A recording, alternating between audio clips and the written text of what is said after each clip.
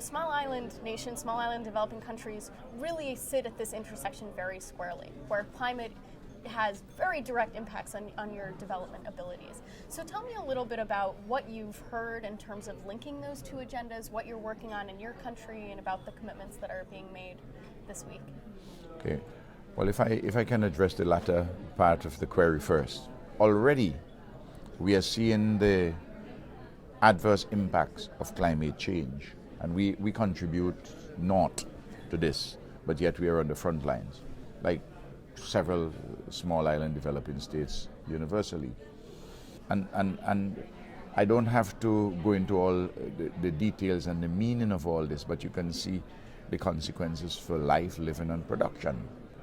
We put legislative arrangements in place, we put organizational arrangements in place to deal with physical planning, the building code, a comprehensive program for disaster management, educating people. Let every single family must have a family disaster management plan. Yeah. We put aside some of our own resources. In my own country, I'm the minister responsible for disaster management. I'm the minister responsible for energy also. By the end of 2018, 80% of our electricity would be generated by renewables.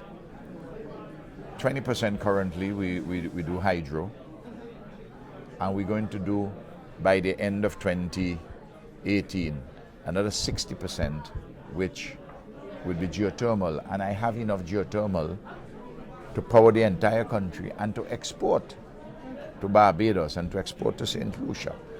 And we have, in fact, the Clinton Climate Initiative and President Clinton himself got Emera, which is a Canadian company, a power company, which experienced in power generation in Canada and in the Caribbean, and Reykjavik Geothermal, one of the bigger companies in Iceland, dealing with geothermal, got us together, and we are working together. We done the surface exploration, we have done the technical work.